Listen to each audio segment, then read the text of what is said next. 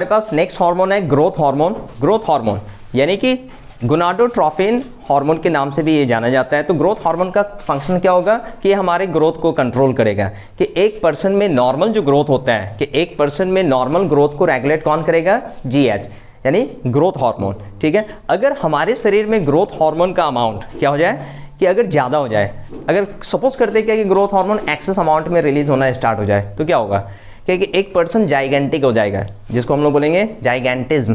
Gigantism यानी कि खली बन जाएंगे हम लोग, कि जैसे लार्ज साइज का बॉडी हो जाएगा, एबनॉर्मल ग्रोथ हो जाएगा। और सेकंड कंडीशन ये होगा कि अगर जीएच का सीक्रेशन डाउन हो जाए, जीएच नॉर्मल लेवल से डाउन हो जाए, तो इसका क्या मतलब है कि जीएच का लेवल डाउन होने से हमारे अंदर क्या आ जाएगा, डॉर्फिज्म, बौनापन आ जाएगा, हाइट कम रहेगा और साइज ज़्यादा इंक्रीज नहीं होगा। तो ये जीएच का सीक्रेशन भी एंटीरियर पिट्यूटरी के द्वारा किया जाता है। Next hormone ACTH, adrenocorticotropic hormone. ये हार्मोन हमारे एड्रिनल ग्लैंड को एक्टिव करता है। इसका टारगेट कौन होगा ऑर्गन, तो इसका टारगेट ऑर्गन एड्रिनल ग्लैंड है जो कि किडनी के ऊपर प्रेजेंट है। जो कहाँ प्रेजेंट है, किडनी के ऊपर। जब ये स्टिमुलेट होगा तो वेरियस काइंड ऑफ हार्मोन्स का प्रोडक्शन कौन करेगा, तो एड्रिनल ग्लैंड करेगा, जिसको आगे अभी हम लोग स्टडी करेंगे। नेक्स्ट हार्मोन प्रोलैक्टिन, पांचवा हार्मोन प्रोलैक्टिन। प्रोलैक्टिन फीमेल में प्रोड्यूस होने वाला हार्मोन है। ये हार्मोन तब प्रोड्यूस होगा जब फीमेल प्रेग्नेंट होगी और चाइल्ड बर्थ होगा, कि आफ्टर चाइल्ड बर्थ माँ क्या करे, बच्चे को मिल्क फीड करे। इसके लिए प्रोलैक्टिन का सीक्रेशन होता है, जिससे मैमरी ग्लैंड यानी मिल्क प्रोड्यूसिंग ग्लैंड जो होता है, इसमें मिल्क का प्रोडक्शन होता है ताकि मदर क्या कर सके, बच्चे को ब्रेस्ट फीडिंग करवा सके, मिल्क प्रोवाइड करवा सके। Next hormone TSH, it means thyroid stimulating hormone. ठीक है, थायराइड स्टिमुलेटिंग हार्मोन यानी कि ये थायराइड ग्लैंड को एक्टिव करेगा और थायराइड ग्लैंड से थायरॉक्सिन या कैल्सिटोनिन का प्रोडक्शन होता है। तो ये वेरियस काइंड ऑफ हार्मोन्स है, ये 6 टाइप ऑफ हार्मोन्स है जो एंटीरियर पिट्यूटरी के द्वारा सीक्रेट किया गया है। अब नेक्स्ट हार्मोन्स आते हैं जो पोस्टीरियर पिट्यूटरी के द्वारा रिलीज किया जाएगा। Posterior pituitary mainly 2 type of hormone produce करता है। पहला हार्मोन अगर देखा जाए तो इसमें आता है ऑक्सीटोसिन, और दूसरा होता है anti diuretic hormone, ADH. First hormone क्या हो गया, oxytocin. Posterior pituitary oxytocin release करता है। इसका मेन फंक्शन क्या होगा ऑक्सीटोसिन का, कि यूट्रस, फीमेल यूट्रस में स्मूथ मसल होता है, और जब चाइल्ड बर्थ की बारी आती है, जब बच्चे के जन्म का वक्त होता है, तो किसमें कॉन्ट्रैक्शन होना स्टार्ट हो जाएगा, तो यूट्रस में कॉन्ट्रैक्शन होना स्टार्ट हो जाएगा। यूट्रस का स्मूथ मसल में कॉन्ट्रैक्शन होगा और इस कॉन्ट्रैक्शन के कारण पेन भी होगा, जिस पेन को हम लोग क्या कहेंगे, लेबर पेन। और ये साइन होता है चाइल्ड बर्थ का, कि कैसे पता चलेगा कि माँ अब बच्चे को जन्म देने वाली है। एक प्रेग्नेंट वुमन बच्चे को जन्म देने वाली है, उससे पहले उसके यूट्रस के स्मूथ मसल में कॉन्ट्रैक्शन होना स्टार्ट हो जाएगा, और वो कॉन्ट्रैक्शन क्या चीज़ का साइन हो जाता है, कि चाइल्ड बर्थ का साइन हो जाता है। एक और चीज़, यहाँ बच्चे एक सैक के अंदर होता है, एमनियोटिक सैक या कॉरियोनिक सैक बोलते हैं। इस सैक के अंदर बच्चा होता है। तो चाइल्ड बर्थ से पहले एक और साइन है, क्या साइन है, कि जब बच्चे का जन्म होगा, ये थैला जिसके अंदर एक चाइल्ड पैक रहता है, उसमें फ्लूइड भरा रहता है, जब ये कॉन्ट्रैक्शन होना स्टार्ट हो जाएगा, ये थैला फट जाएगा और यहाँ से फ्लूइड रिलीज होना स्टार्ट हो जाएगा। हाँ, और इस फ्लूइड को हम लोग क्या बोलते हैं, एमनियोटिक फ्लूइड। ठीक है, यस, वाटर रिलीज होगा, और ये वाटर किस चीज़ का साइन होगा, कि अब चाइल्ड बर्थ का टाइम आ चुका है। नॉर्मली इस बात को ध्यान में रखा जाता है कि जब ये वाटर रिलीज होना स्टार्ट हो जाए, एमनियोटिक फ्लूइड अगर फीमेल रिप्रोडक्टिव सिस्टम से रिलीज होना स्टार्ट हो गया, तो इसके 24 घंटे के अंदर उस बच्चे का जन्म हो जाना चाहिए, नहीं तो उस बच्चे का डेथ भी हो सकता है। तो 24 घंटे के अंदर इस फ्लूइड के सीक्रेशन के बाद क्या होना चाहिए, चाइल्ड का बर्थ हो जाना चाहिए। तो ये यहाँ स्मूथ मसल के कॉन्ट्रैक्शन को कौन रेगुलेट करेगा, तो ऑक्सीटोसिन रेगुलेट करने का काम करता है। Next hormone ADH, which is also known as anti diuretic hormone, और वैसोप्रेसिन, इसी का दूसरा नाम क्या होगा, तो इसका दूसरा नाम हो जाएगा वैसोप्रेसिन। अब ये वैसोप्रेसिन का फंक्शन क्या होता है, वैसोप्रेसिन पिट्यूटरी ग्लैंड के द्वारा रिलीज किया जाता है, और इसका टारगेट कौन होता है, किडनी में नेफ्रॉन्स होता है। किडनी में कौन होगा, नेफ्रॉन। कि जब हमारे बॉडी के अंदर पानी की कमी हो जाती है, तो हमारा बॉडी क्या करेगा, इसको डिटेक्ट कर लेगा कि शरीर में पानी की कमी है, और यूरिन से ज़्यादा पानी रिलीज नहीं हो जाए, तो उस यूरिन से पानी के जो रिलीज को बचाने के लिए कौन सा हार्मोन रिलीज होता है, कौन सा हार्मोन रिलीज होगा, एडीएच यानी एंटी डायरेटिक हार्मोन। ये हार्मोन क्या काम करता है कि ये किडनी में नेफ्रॉन से कलेक्टिंग डक्ट के कलेक्टिंग डक्ट का क्या बढ़ा देगा, परमेबिलिटी फॉर वाटर बढ़ा देगा और वाटर के लॉस को क्या कर देगा, ये प्रिवेंट करेगा। तो ये कुछ इंपॉर्टेंट हार्मोन्स रिलीज किया जाता है किसके द्वारा, तो पिट्यूटरी ग्लैंड के द्वारा ये हार्मोन रिलीज किया जाता है। एक क्वेश्चन था कि पिट्यूटरी ग्लैंड को मास्टर ग्लैंड, देखो पिट्यूटरी ग्लैंड, अब ये सवाल एक राइट क्वेश्चन है क्या कि why we call pituitary gland a master gland. तो मास्टर ग्लैंड इसलिए हम लोग कहते हैं क्योंकि मास्टर का काम होता है कि दूसरे पार्ट्स को रेगुलेट करना, कि एंडोक्राइन सिस्टम की जितने भी ग्लैंड्स हैं वो ऑटोमेटिकली खुद ब खुद नहीं काम करेगा, या तो उसमें नेगेटिव फीडबैक जाएगा, यानी कि या तो उसको स्टिमुलेट किया जाएगा या फिर वो इनहिबिट किया जाएगा, और दोनों ही काम किसके द्वारा किया जा रहा है, पिट्यूटरी ग्लैंड के द्वारा। जब तक पिट्यूटरी ग्लैंड उसको स्टिमुलेट नहीं करेगा, ना तो वो सीक्रेशन करेगा ना वो इनहिबिट करेगा, इसीलिए हम लोग पिट्यूटरी ग्लैंड को क्या कहेंगे, मास्टर ग्लैंड कहेंगे। तो ये हो गया various part of endocrine system. एक बार क्लिक बंद कर देना इसको। पिट्यूटरी के बाद नेक्स्ट ग्लैंड हमारे पास कौन से ग्लैंड है, तो थायराइड ग्लैंड है। तो थायराइड ग्लैंड बाइलॉब्ड ग्लैंड होता है, जो हमारे इधर में एक कार्टिलेज है, थायराइड कार्टिलेज, उसके ठीक नीचले वाले हिस्से में पाया जाता है, या एडम्स एप्पल है, एडम्स एप्पल के नीचे वाले हिस्से में कौन सा ग्लैंड पाया जाएगा, थायराइड ग्लैंड पाया जाएगा। तो थायराइड ग्लैंड में 3 डिफरेंट टाइप ऑफ हार्मोन का प्रोडक्शन होगा, एक होगा थायरॉक्सिन, दूसरा होगा ट्राईआयोडोथायरोनिन, और तीसरा क्या हो गया, कैल्सीटोनिन। तो ये 3 different type of hormone release किया जाएगा। ये दोनों हमारे बॉडी के मेटाबॉलिक फंक्शंस को रेगुलेट करेगा। मेटाबॉलिक फंक्शन यानी ये हमारे शरीर में फैट्स, प्रोटीन्स और कार्बोहाइड्रेट के मेटाबॉलिज्म को रेगुलेट करेगा, बॉडी में एनर्जी जो है यानी कि ग्लूकोज प्रोडक्शन करना, या फिर हमारे बॉडी के नॉर्मल ग्रोथ को रेगुलेट करने में ये इंपॉर्टेंट रोल प्ले करता है। जबकि कैल्सीटोनिन एक खास हार्मोन है, ये हमारे ब्लड में कैल्शियम के लेवल को मेंटेन करने में इंपॉर्टेंट रोल प्ले करेगा। ये कब ज़्यादा एक्टिव होगा, जब हमारे ब्लड में कैल्शियम का लेवल हाई हो जाएगा। जब हमारे ब्लड में किसका लेवल हाई हो जाएगा, कैल्शियम का लेवल हाई हो जाएगा, तो हमारे जो है ये यानी कि थायराइड ग्लैंड के द्वारा किसका सीक्रेशन किया जाएगा, कैल्सीटोनिन। ठीक है, अब आते हैं इसी का एक सहायक यानी कि इसका एक पार्टनर ग्लैंड जिसका नाम क्या है, पैराथायरॉइड। पैराथायरॉइड के द्वारा पैराथॉर्मोन का प्रोडक्शन किया जाता है। पैराथायरॉइड के द्वारा कौन सा हार्मोन प्रोड्यूस किया जाएगा, पैराथॉर्मोन।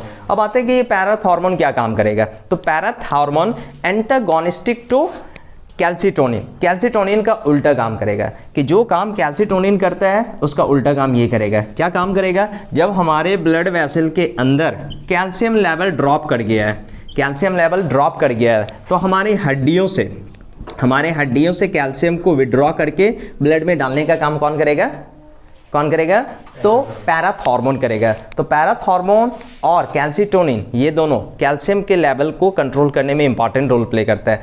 एक बार जब कैल्शियम घटेगा तो पैराथॉर्मोन, जब कैल्शियम का लेवल बढ़ने लगेगा तो कैल्सीटोनिन का प्रोडक्शन किया जाएगा। यहाँ तक का कॉन्सेप्ट क्लियर है। चलो अब आ जाते हैं नेक्स्ट ग्लैंड, थाइमस। थाइमस के द्वारा थाइमोजिन हार्मोन का प्रोडक्शन किया जाता है। और थाइमोजिन का इंपॉर्टेंट रोल क्या होता है, कि what is the role of thymosin. तो थाइमोजिन जो हमारे बॉडी में एक T lymphocyte it is a type of white blood cell. T lymphocyte एक वाइट ब्लड सेल है जो हमारे बॉडी में इम्यूनिटी देता है। किस टाइप का ये इम्यूनिटी देता है, कि ये हमारे बॉडी में कोई इन्वेडर आता है तो टी लिम्फोसाइट उसको इनगल्फ यानी फेगोसाइटोसिस के द्वारा मार डालता है। तो ये टी लिम्फोसाइट का मैचुरेशन किसके द्वारा होगा, तो टी लिम्फोसाइट के मैचुरेशन के लिए चाहिए थाइमोजिन, और थाइमोजिन का प्रोडक्शन क्या करता है, थाइमस। इसलिए थाइमस हमारे बॉडी को इम्यूनिटी प्रोवाइड करने में मदद करता है। सम टाइम हम लोग थाइमस को किस ऑर्गन के अंदर भी रखते हैं, लिम्फेटिक ऑर्गन्स के भी अंदर रखते हैं। किसके अंदर रखते हैं इसको, लिम्फेटिक ऑर्गन्स के अंदर रखते हैं, क्योंकि ये हमारे बॉडी को इम्यूनिटी प्रोवाइड करने में भी मदद करता है। चलो नेक्स्ट आ जाते हैं हम लोग gland. Next gland adrenal gland. ये वेरी वेरी इंपॉर्टेंट है। अक्सर हम लोग देखते ना क्या कि एग्रेसिव हो जाते हैं या डर जाते हैं। ये एग्रेशन कहाँ से आता है, अचानक से तुम बैठे हो, पीछे से तुम कहीं गाड़ी से बाइक लेके जा रहे हो, साइकिल लेके जा रहे हो, पीछे से कोई आकर के एक तराक लगा दिया, देखना एग्रेशन के साथ आएगा। एग्रेशन आता है ना, उसको बोलते हैं क्या यार, देखना कि पीछे से आके कोई, या ठंडी के वक्त में अक्सर तुम लोग देखते होगे क्या होगा कि कोई आया अचानक से पीछे से हाथ डाल दिया तो भड़क जाते हो क्या, एग्रेशन अचानक से आता होगा, बोले तुम थे तो बच गए, नहीं दूसरा रहता तो फोड़ देते हैं। तो आखिर ये एग्रेशन आता कैसे जाता है, इसको बोलते हैं इमरजेंसी रिस्पांस। कौन सा रिस्पॉन्स हो गया, ये हो गया इमरजेंसी रिस्पॉन्स। उसी तरीके से कोई एक बूढ़ा आदमी है, मान लो बूढ़ा आदमी बिस्तर में पड़ा हुआ है, देखना है क्या कि वो बिस्तर से उठ नहीं पड़ा, अचानक से पता चला तेज भूकंप है या आग लग गई है, देखना वो बूढ़ा बिस्तर से कूद फान के भाग जाएगा, कूद फान के भाग जाएगा और उधर से निकल जाएगा। तो उसकी बहू क्या बोलेगी, बोलते थे ना कि बुढ़ा नाटक करता है, ऐसे सोया मरने वाला था तो कूद फान के भागा है। तो एक्चुअली वो कूद फान के भागा कैसे है, तो कूद फान के भागना एक इमरजेंसी कंडीशन है और उस समय में हमारे body fight and flight response करता है। लेकिन ये fight and flight response body कैसे करेगा, तो इसके लिए हमारे पास एक ग्लैंड है एड्रिनल ग्लैंड। तो एड्रिनल ग्लैंड को देखा जाए तो एड्रिनल ग्लैंड का दो पार्ट होता है, एक को कॉर्टेक्स बोलेंगे, एक को मेडुला। कॉर्टेक्स समझ में आता है, कॉर्टेक्स किसको बोलते हैं, आउटर पार्ट किसी ऑर्गन का, पेरिफेरल पार्ट को हम लोग क्या बोल देंगे, ये वाला सुपरफिशियल पार्ट को कॉर्टेक्स कहेंगे और बीच वाले पार्ट को क्या बोलेंगे, मेडुला। तो हमारे पास यहाँ कॉर्टेक्स के द्वारा हार्मोन रिलीज किया जाएगा, थ्री टाइप ऑफ हार्मोन जो है कॉर्टेक्स के द्वारा रिलीज किया जाएगा, मिनरलोकॉर्टिकॉइड, ठीक है, ग्लूकाकॉर्टिकॉइड और सेक्स कॉर्टिकॉइड। तो ये three different type of hormones release किया जाएगा, किसके द्वारा, किसके द्वारा, तो एड्रिनल कॉर्टेक्स के द्वारा रिलीज किया जाएगा। तो एड्रिनल कॉर्टेक्स, तो एड्रिनल कॉर्टेक्स के द्वारा क्या रिलीज किया जाएगा, मिनरलोकॉर्टिकॉइड, ग्लूकाकॉर्टिकॉइड एंड सेक्स कॉर्टिकॉइड। तो सबसे पहले स्टार्ट करते हैं मिनरलोकॉर्टिकॉइड। जैसे मिनरलोकॉर्टिकॉइड में एक मिनरलोकॉर्टिकॉइड का नाम कौन है, एल्डोस्टेरोन। कौन सा हार्मोन है, एल्डोस्टेरोन किसके अंदर आ जाता है, मिनरलोकॉर्टिकॉइड। इसका काम होता है सोडियम और पोटेशियम के एब्जॉर्प्शन, बेसिकली सोडियम के एब्जॉर्प्शन में। किडनी में जब यूरिन फॉर्मेशन होता है उस समय हमारी यूरिन से ज़्यादा सोडियम रिलीज नहीं हो जाए तो सोडियम एब्जॉर्प्शन में कौन मदद करता है, तो एल्डोस्टेरोन एक इंपॉर्टेंट रोल प्ले करता है। उसके बाद ग्लूकाकॉर्टिकॉइड, इसका काम होता है ग्लूकोज मेटाबॉलिज्म। जैसे हुआ ना एग्रेसिव हो गया तो बॉडी एनर्जाइज हो गया ना, तो अचानक से बॉडी कैसे एनर्जाइज हो गया, गुस्सा में आदमी देखता नहीं क्या हुआ उसको, यस तो वो एनर्जाइज कैसे हो गया, आखिर बॉडी में एनर्जी कहाँ से आ गई इस समय में, तो उस समय ब्लड में ग्लूकोज का लेवल बढ़ रहा है ग्लूकाकॉर्टिकॉइड की मदद से। और तीसरा जो इंपॉर्टेंट है सेक्स कॉर्टिकॉइड, इसकी मदद से मेल सेक्स हार्मोन थोड़ा मात्रा में प्रोड्यूस होता है, क्लियर, थोड़ा मात्रा में, बहुत ज़्यादा मात्रा में नहीं, हल्का फुल्का में मात्रा में टेस्टोस्टेरोन का प्रोडक्शन होगा, ठीक है, सेक्स कॉर्टिकॉइड में। ये किसके द्वारा ये तीनों हार्मोन रिलीज किया जा रहा है, तो एड्रिनल कॉर्टेक्स के द्वारा। लेकिन आते हैं अब एड्रिनल मेडुला, इसके द्वारा रिलीज किया जाता है epinephrine and norepinephrine, epinephrine and norepinephrine. और इन दोनों हार्मोन के द्वारा ही हमारे अंदर फाइट एंड फ्लाइट रिस्पॉन्ड पैदा होता है। कि अगर कोई तुमसे पूछे तुम्हारे अंदर फाइट एंड फ्लाइट, जैसे अब अचानक से, जैसे बहुत बार बच्चे लोगों के साथ होता है, जा रहा होता है अचानक से कुत्ता सामने दिख जाता है, जैसे कुत्ता एग्रेसिव होता है वो डर जाता है, तो डरने के बाद दो रिस्पॉन्स आता है, या तो वो भाग जाएगा, वो चिल्लाता हुआ वहाँ से भाग जाएगा, या दूसरा रिस्पॉन्स क्या आएगा, वो पत्थर उठा के मारने लगे, हट हट वो करना स्टार्ट कर देगा। तो दो ऑप्शन है, तो यानी कि या तो तुम डर जाओगे, तो वो अचानक से डर का जो रिस्पॉन्स है वो किसके द्वारा आता है, एपिनेफ्रिन एंड नॉरएपिनेफ्रिन के द्वारा, या तुम फाइट करोगे। अगर तुम में फाइट करने वाला अगर टेंडेंसी है तो इसका मतलब क्या हो गया, तुम रिस्क टेकर हो जाओगे। तो उस समय रिस्क लेते वक्त मजा आएगा, क्यों, क्योंकि रिस्क जब लोगे तुम तो क्या रिलीज होगा तुम्हारे बॉडी के अंदर, एपिनेफ्रिन नॉरएपिनेफ्रिन। और एपिनेफ्रिन नॉरएपिनेफ्रिन तुम्हारे बॉडी के अंदर एनर्जी का लेवल क्या कर देगा, और मजा नहीं दिखते हो क्या कि झूला में रोलर कोस्टर क्यों आदमी जाना चाहता है, भूत वाला फिल्म क्यों देखना चाहता है, क्यों डरना चाहता है, क्योंकि जैसे डर आता है तो उसके दिमाग में एक चैलेंज आया, और चैलेंज आया तो क्या होगा, बॉडी उस चैलेंज को फेस करने के लिए केमिकल रिस्पॉन्स एड्रिनल हार्मोन का प्रोडक्शन करेगा, एपिनेफ्रिन नॉरएपिनेफ्रिन, और हमारे बॉडी को क्या कर देगा, एनर्जाइज कर देगा, हार्ट रेट बढ़ा देगा, रिस्पॉन्सेस को प्रोड्यूस करता है। नेक्स्ट आ जाते हैं हमारे पास फीमेल्स में ओवरी एंड टेस्टी, दोनों को कलेक्टिवली हम लोग क्या कहेंगे, गोनाड कहते हैं। ओवरी एंड टेस्टिस जब एक ग्लैंड की तरह काम करेगा तो पहले आते हैं ओवरी के बारे में। तो ओवरी, यस हाँ, यानी मेल एंड फीमेल गोनाड। अगर हम बात करें सबसे पहले ओवरी की, तो ovary basically female reproductive system का पार्ट है। किसका पार्ट हो गया, फीमेल रिप्रोडक्टिव सिस्टम का पार्ट हो गया। सपोज ये हो गया फीमेल रिप्रोडक्टिव सिस्टम या ओवरी।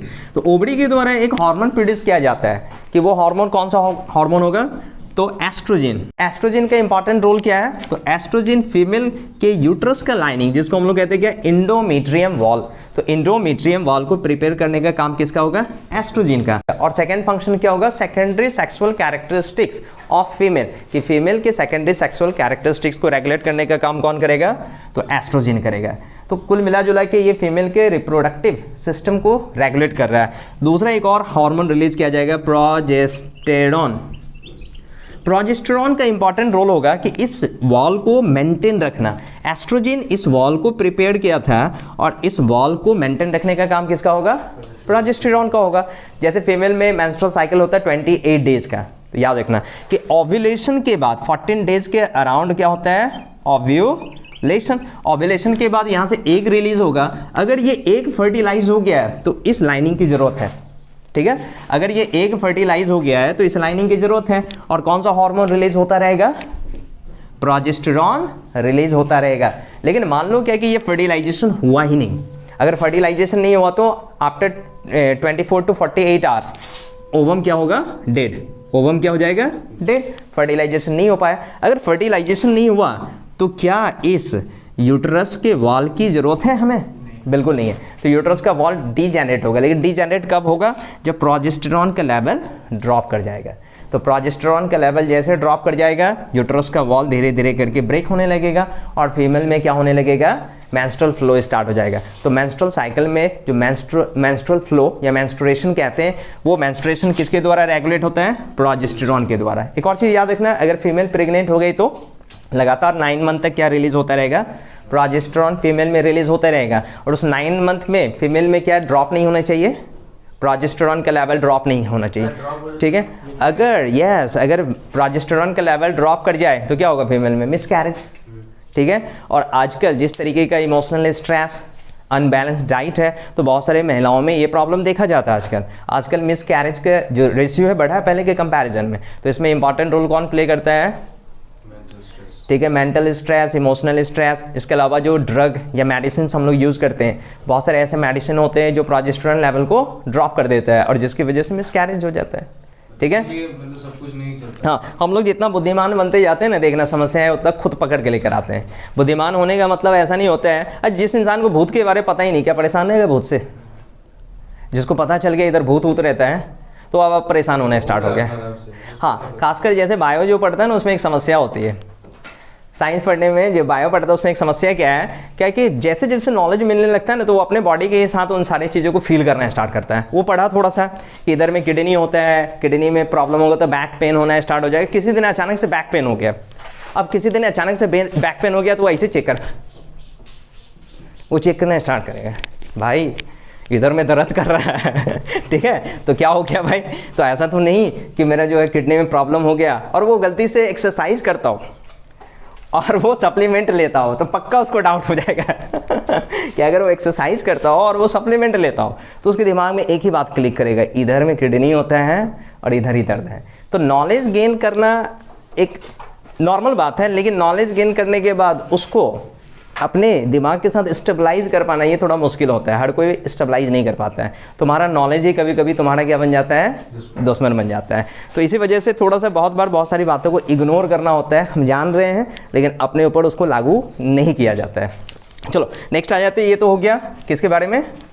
ओवरी के बारे में। अब आ जाते हैं मेल्स में। तो मेल्स में टेस्टिस, तो मेल में पेयर ऑफ टेस्टिस होता है जिसमें किसका प्रोडक्शन होता है? स्पर्म का प्रोडक्शन होता है। स्पर्म के प्रोडक्शन के अलावा इसमें किसका प्रोडक्शन होगा? एक हार्मोन, जिस हार्मोन को बोलते हैं टेस्टोस्टेरोन। तो टेस्टोस्टेरोन जिसको हम लोग मेल सेक्स हार्मोन, ये एंड्रोजन हार्मोन के कैटेगरी के अंदर आता है और इसका पहला काम होता है स्पर्मेटोजेनेसिस प्रोसेस को रेगुलेट करना, यानी मेल्स में क्या बनाना? स्पर्म का प्रोडक्शन करना। कि टेस्टिस के अंदर स्पर्म का प्रोडक्शन किसकी मदद से होगा? Testosterone, first hormone.